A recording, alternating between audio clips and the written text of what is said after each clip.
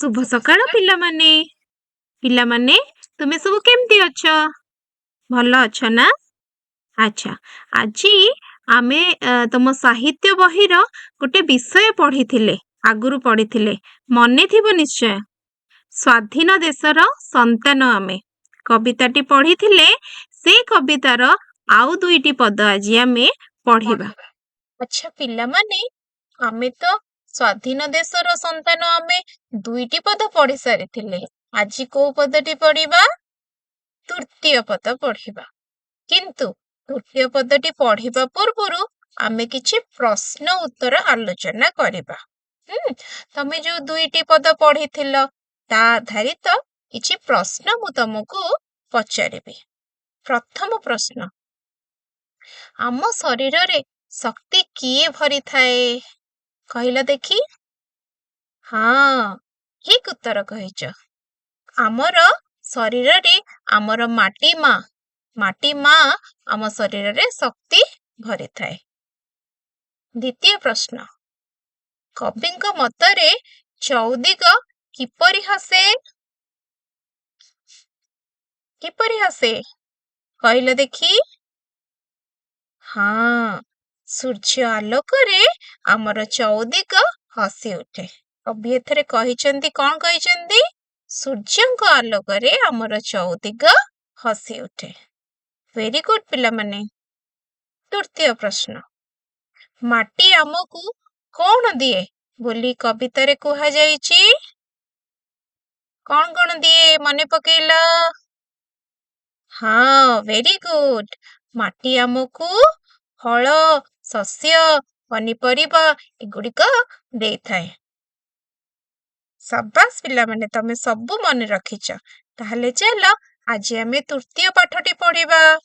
अच्छा पिला माने एबे चलो आमे स्वाधीन देशर संतान आमे तृतीय पदटी आमे गाइबा। ठीक अछि प्रथमे तमे मन देकी सुनिबो। ता आखिरे आमे सभी समान सान बा बड़ जेतक प्राणी ताहारी बुद्ध विश्व पहिले सुनाइला तार साम्य बाणी। ता आखिरे आमे सभी समान सान बा बड़ जेतक प्राणी ताहारी बुद्ध विश्व पहिले सुनाइला तार साम्य बाणी। अच्छा पिला माने एबे तो गीतटी सुनिलो तेबे चलो एबे आमे स्वर रे गाइबा। ठीक अछि आखिरे आमे सभी समान सान बा बड़ जेतक प्राणी ताहारी बुद्ध विश्व पहिले सुनाइला तार साम्य बाणी। आखिरे आमे सभी समान सान बा बड़ जेतक प्राणी ताहारी बुद्ध विश्व पहिले सुनाइला तार सा। अच्छा पिला माने एबे चलो सेही पदटी को मो संगरे गाइबो। ठीक अछि चलो ताखिरे आमे सभी समान सान बा बड़ जेतक प्राणी ताहारी बुद्ध विश्व पहिले सुनाइले तार साम्य बाणी। ताखिरे आमे सभी समान सान बा बड़ जेतक प्राणी ताहारी बुद्ध विश्व पहिले सुनाइले तार साम्य बाणी। अच्छा पिला माने एबे तो आमे कविताटी गाइले भल लागिला ना। अच्छा एबे चलो तमे से जो पदटी आमे गाइले ता भितरु किछि शब्द थिबो जहार अर्थ तुमको जणा नथिबो अछि ना सेमती शब्द। अच्छा ताहले चलो से शब्दर अर्थ गुड़िक जानिबा। साम्य तार अर्थ कौन जानच पिला माने। साम्य माने समानता। बाणी बाणी माने कथा। अच्छा बुद्ध माने कौन कहला। ହଁ, ଏଇଠି ବୁଦ୍ଧଦେବଙ୍କ କଥା ଏଇଠି କୁହାଯାଇଛି। ତାପରେ ବିଶ୍ୱ ପହିଲେ। ବିଶ୍ୱ ପହିଲେ ମାନେ ବିଶ୍ୱର ପ୍ରଥମ ଥର। ଠିକ ଅଛି, ବିଶ୍ୱରେ ପ୍ରଥମ ଥର। ଆଚ୍ଛା, ଏଇ ଯୋଉ ଅର୍ଥ ଗୁଡିକ ଆମେ ଜାଣିଲେ ତମେ ତୁମ ଖାତାରେ ଲେଖିଦିଅ। ଏଇ ଶବ୍ଦ ଗୁଡିକ ଲେଖିବ, ତା ସହିତ ତାର ଅର୍ଥ ଲେଖିବ। ଲେଖିଦିଅ। ଲେଖିଦେଲ? ଆଚ୍ଛା, ଭେରି ଗୁଡ୍ ପିଲାମାନେ। ତାପରେ ଚାଲ ଆମେ ଏବେ କବିତାଟିର ଅର୍ଥ ଜାଣିବା। ତା ଆଖିରେ ଆମେ ସଭିଏ ସମାନ, ସାନ ଅବା ବଡ଼ ଯେତେକ ପ୍ରାଣୀ। କଣ ଥିଲା? ତା ଆଖିରେ ଆମେ ସଭିଏ ସମାନ, ସାନ ଅବା ବଡ଼ ଯେତେକ ପ୍ରାଣୀ। ତାର ଅର୍ଥ କଣ? ଏଠାରେ କବି କହିଛନ୍ତି ମାତୃଭୂମି ଭାରତ ଆମ ମା, ତା ଆଖିରେ ଆମେ ସମସ୍ତେ ସମାନ। ଆମେ କହିଥାଉ ନା ସିଏ ତ ବଡ଼, ଇଏ ତ ସାନ, କିନ୍ତୁ ଆମର ଯୋଉ ମା ବା ଆମର ମାତୃଭୂମି ଭାରତ ଆଖି ଆଗରେ ଆମେ କଣ? ସମସ୍ତେ ସମାନ। ସିଏ କେବେ ସାନ ବଡ଼ ଏମିତି କରି ପାର୍ଥକ୍ୟ ଦେଖେ ନାହିଁ କାହା ଭିତରେ। ସେ ସମସ୍ତଙ୍କୁ ସମାନ ଆଖିରେ ଦେଖିଥାଏ, ସମସ୍ତଙ୍କୁ ସମାନ ଗୁରୁତ୍ୱ ଦେଇଥାଏ। ସାନ ହଉ ବା ବଡ଼ ହଉ ସମାନ ଦୃଷ୍ଟିରେ ଦେଖେ, ସମସ୍ତଙ୍କୁ ସମାନ ଭଲ ପାଇବା, ସମସ୍ତଙ୍କୁ ସମାନ ସ୍ନେହ ଶ୍ରଦ୍ଧା ସେ ଦେଇଥାଏ ମାତୃଭୂମି। ଠିକ ଅଛି, ଏଠି ଦେଖ ଚିତ୍ରରେ ମଧ୍ୟ ଆମେ ଦେଖୁଛେ ମାତୃଭୂମି। ତାପରେ କଣ ଅଛି? ତାହାରି ବୁଦ୍ଧ ବିଶ୍ୱ ପହିଲେ ଶୁଣାଇଲା ତାର ସାମ୍ୟ ବାଣୀ। ଦେଖିଲ ପିଲାମାନେ, ଏଇଟା କାହାର ଚିତ୍ର? ବୁଦ୍ଧଙ୍କର, ନାଇଁ? ଆଚ୍ଛା, ଏଇଥିରେ ବୁଦ୍ଧଙ୍କ କଥା ମଧ୍ୟ କବି କହିଛନ୍ତି। କଣ କହିଛନ୍ତି? ଦେଖିବା ତାର ଅର୍ଥ କଣ? ନା କବି ଏଠାରେ କହିଛନ୍ତି ଏ ମାଟିର ବୁଦ୍ଧଦେବ ସେ ସାରା ବିଶ୍ୱରେ ପ୍ରଥମେ ସମତାର ବାଣୀ ଶୁଣାଇଛନ୍ତି। ହେଲା, ସମାନତାର ବାଣୀ ଶୁଣାଇଛନ୍ତି। ହେଲା, ସମାନତାର ବାଣୀ କଣ? ନା ସମସ୍ତେ ସମାନ, ଯିଏକି ପ୍ରଥମ ଥରକ ପାଇଁ ଆମର ସାରା ବିଶ୍ୱରେ ଏ ବାଣୀ ସମସ୍ତଙ୍କୁ ଶୁଣାଇଛନ୍ତି। କଣ? ସମାନତାର ବାଣୀ ଶୁଣାଇଛନ୍ତି। ଆଚ୍ଛା ପିଲାମାନେ, ଏବେ ତ ତମେ କବିତା ବିଷୟରେ ଜାଣିଲ, ତାର ଅର୍ଥ ମଧ୍ୟ ଜାଣିଲ। ଏବେ ଚାଲ କେତେ ଗୁଡ଼ିଏ ପ୍ରଶ୍ନ ତମ ପାଇଁ ଅଛି। ଠିକ ଅଛି, ସେ ପ୍ରଶ୍ନ ଗୁଡ଼ିକ ଶୁଣିବ ଏବଂ ତାର ଉତ୍ତର କହିବ। ଆଚ୍ଛା, ପ୍ରଥମ ପ୍ରଶ୍ନଟି ପଢ। କବିତା ଅନୁଯାୟୀ କାହା ଆଖିରେ ସମସ୍ତେ ସମାନ? କାହା ଆଖିରେ ଚିନ୍ତା କଲ? ସାବାସ୍।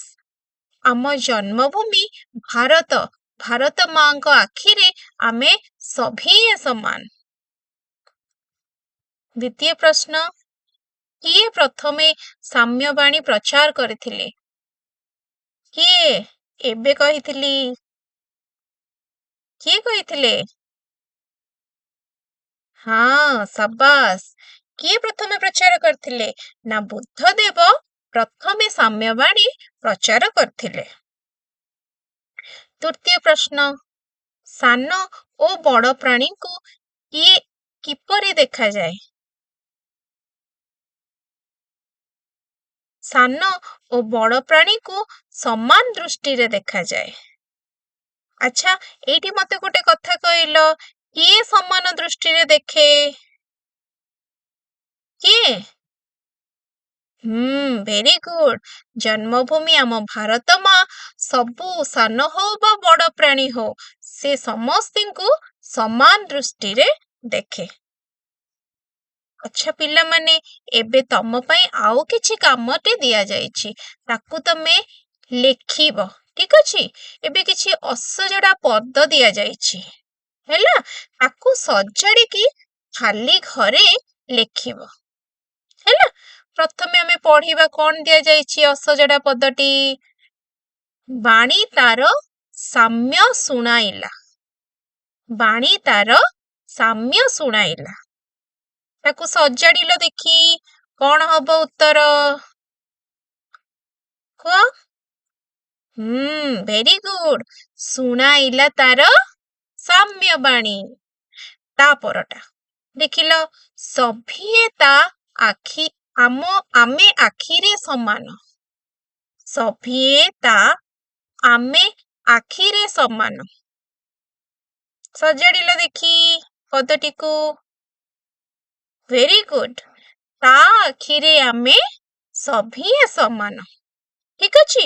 ତାପରେ 2 ନମ୍ବର କ୍ୱେଶ୍ଚିନରେ ତମ ପାଇଁ ଉତ୍ତର ଓ ପ୍ରଶ୍ନ ଅଛି କଣ ନା, ନିମ୍ନରେ ଦିଆଯାଇଥିବା ଶବ୍ଦର 2ଟି ଲେଖାଏଁ ପ୍ରତିଶବ୍ଦ ଲେଖ।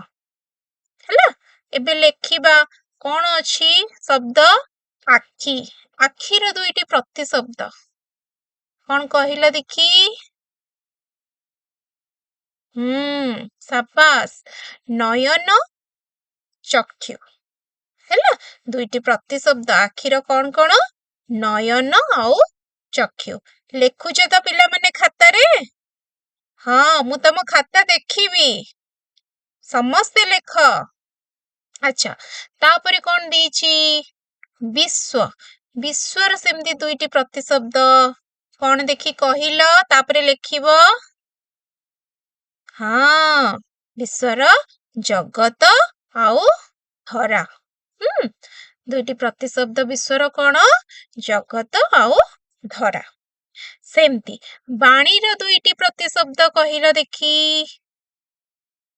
ହଁ, କୁହ ମନେ ପକାଅ। Very good. ବାଣୀର କଣ? ବଚନ ଆଉ ଉକ୍ତି। 2ଟି ପ୍ରତିଶବ୍ଦ ବାଣୀର କଣ? ବଚନ ଆଉ ଉକ୍ତି। ପିଲାମାନେ, ଏବେ ତମେ ସବୁ ଖାତାରେ ଲେଖି ସାରିବଣି ବୋଧହୁଏ। ଲେଖି ସାରିଲଣି? ଆଚ୍ଛା, ସାବାସ୍ ପିଲାମାନେ, ଭେରି ଗୁଡ୍।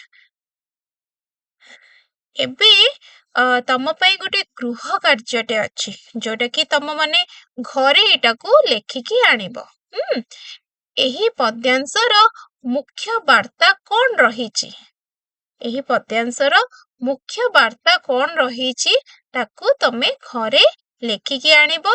ମୁଁ ପର କ୍ଲାସରେ ଦେଖିବି। ହେଲା?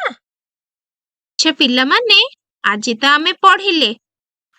ତମକୁ ଏଇ ଯୋଉ ପଦଟି ଆମେ ପଢିଲେ କେମିତି ଲାଗିଲା? ଭଲ ଲାଗିଲା ନା?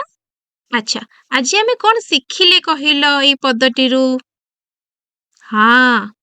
Very good. ଆଜି ଆମେ କଣ ଶିଖିଲେ ନା, ଏଇ ଯୋଉ ଆମର ମାତୃଭୂମି, ତା ଆଗରେ ସମସ୍ତେ ସଭିଏ ସମାନ। ସାନ ହଉ ବା ବଡ ହଉ, ସମସ୍ତେ ସମାନ। ହଉ, ଏଇଠି ଶେଷରେ ତମ ପାଇଁ ଗୋଟେ ଗୃହ କାର୍ଯ୍ୟଟି ଅଛି। ଠିକ ଅଛି ନା? ଗୃହ କାର୍ଯ୍ୟଟିକୁ ପଢିବ ଆଉ କାଲିକି କରିକି ଆଣିଥିବ, ମୁଁ ଦେଖିବି। ମୁଁ ରହିଲି। ଧନ୍ୟବାଦ।